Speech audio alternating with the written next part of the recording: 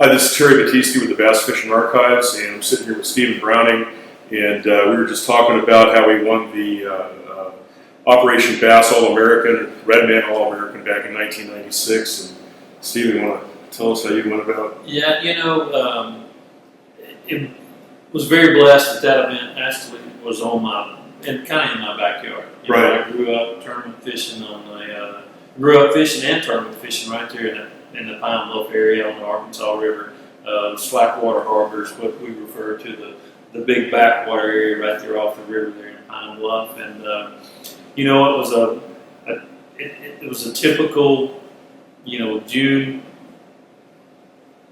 type deal. I mean, it's the pattern still works to this very day. Right. It's a deal where bass and backwater, they came off their spawning beds, and before they really got out deep in the main body of the harbor, they related to a lot of the sandbar drops and really from 3 to 5 feet of water.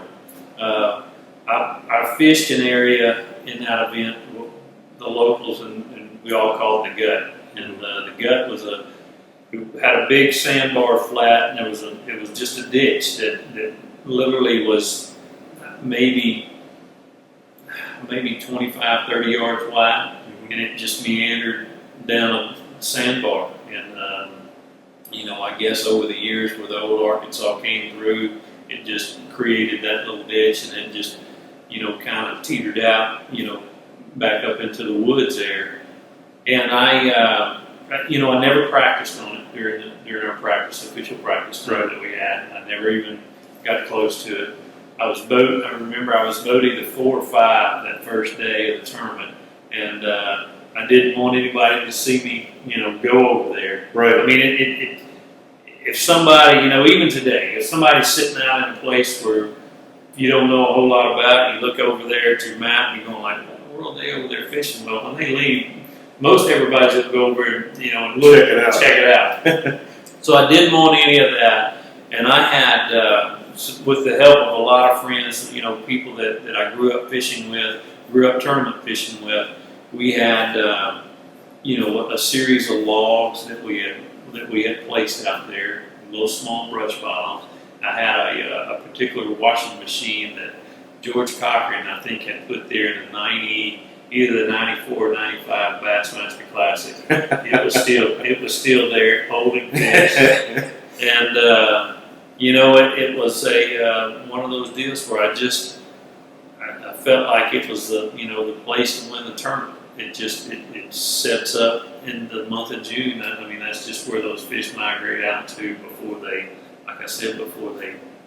come on out to their main summertime drops. Right. And after the second flight, they did that, similar to the way that we do today. They took the first flight, they took off, they held the second flight for maybe 10 minutes before they took them off. Well, after the second flight was through and the harbor all kind of calmed down, I had one of the girls that photographed for the FLW magazine and Operation Bass magazine back in those days. And she was like, "Okay, come on, we need you to catch one." I said, "Just give me a little bit. We got to let everybody get out here." They left, and I immediately went over there and started running my logs. And the very first one I pulled up onto, I lose like a 2.5, 2 3/4. And she's got it all on film, and I pull up to the next one, I lose another one, and I'm like, okay, you got to settle down, I mean, I was so wired. I mean, I was just bold, and I was like, come on, man, you got this. And I just settled down, and I fished through that gut the first day, and I caught 5. And once I caught those 5, and I actually lost a big one on the washing machine that particular day. And but I had 5. I want to say weighed 12, 13 pounds, that's good river weight that time of the year. Right. I left and I went, searching for some other places I thought I might be able to catch some big fish. Typical backwater. I never fished out on the main river itself. Stayed in the backwater areas and beat around there. And I think the first day I was in second place behind a gentleman from Kentucky, Ronnie Grant, who Ronnie was he was one of those guys that had made several All-Americans. I mean, he was the one that when you picked up Operation Bass magazine, Ronnie's picture was right there a lot. Right. Had a lot of success, regionals and All-American success. And, the next day, I can remember it turned cloudy and rainy, and that doesn't set up very well for fishing, logs and target fishing is what I call it. Right. And,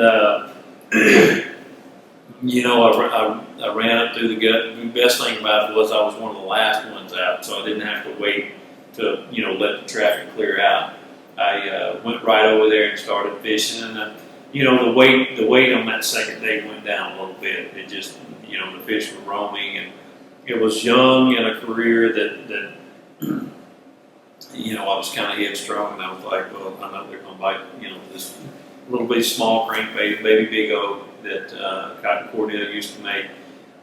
They still make it, I think they ended up calling it the Harbor O, because we had so much success on that particular bait in the harbor. It was a kind of a gray back, blue side, and pearl belly, and we just had a tremendous amount of success on that bait over the years, and I went right back over there and started running my little log pattern, and boy, things weren't working out. I think I caught maybe one through the first pass, and then I kind of got a little antsy, and I ran some other waters, and it wasn't working out anything, any way like I wanted it to. Came back and came back down through the gut and caught three more, like during the middle part of the day, and I honestly think that I caught the 4-pounder that I lost the first day off the washing machine. It was practically the same cast, the same angle, and she hit, and when I put that fish in the boat, I knew I had a chance, and the time was ticking. The time was against me at the time. What place were you at after the first? I was in second after the first day. Just like maybe I don't know. Ronnie had a good bag the first day, but I'm typical Arkansas River. Very seldom do you catch them in the same place 2 days in a row. Most of the time it just doesn't work that way. So I had a little riprap bank that normally, if you got bit, they weren't big ones, but man, you could fill out a limit. And I ran over. I can remember with there was just very little time left, maybe 15 minutes, and I went down that riprap bank with crankbait, and I caught one, and she was 12 inches, and when I put it on the board, I was like, you have 5, and it was literally, I caught the fish, put it in the box, had just enough time to fish down it just a little bit more, and it was time to go.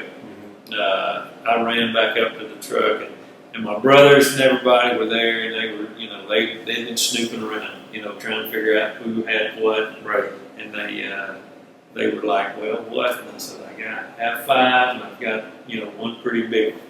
Oh, you got it. And I'm like, no, you don't know that. And, backstage, they do it typically like they do anything. They want the winner to come in last. Yep. I remember Mark Menendez was with me, and he and I were sitting back there at the bump tub, and I was just like praying that, Lord, just please let Mark weigh in before I do. I was like, I need them when they get ready to call the next guy to weigh in. I really need them to call Mark. And they did.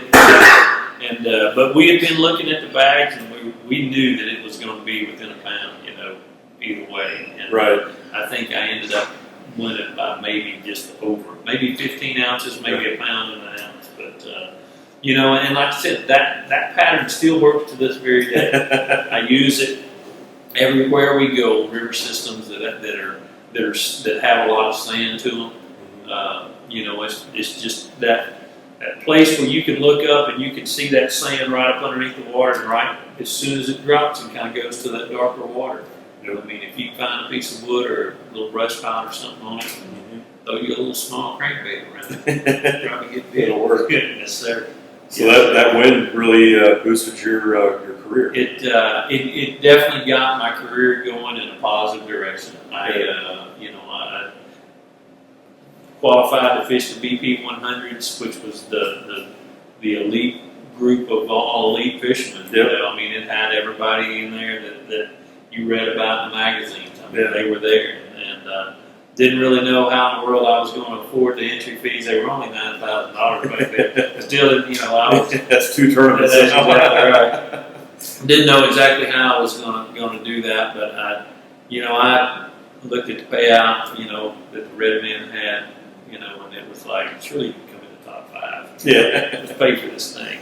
Yeah. But I was very fortunate enough to get sponsors right after that event that boat sponsors, motor sponsors, tackle sponsors, and just it started the process of learning the business, learning how to promote, Yeah. and learning how to be a better ambassador to the sport. And just I think that's 18 years, almost 19 years that I've been doing it. So it's been very blessed without a doubt. That's Sure cool. have. Cool. Well, hey man, appreciate your time. You bet. Thank you, sir. Anytime. Absolutely.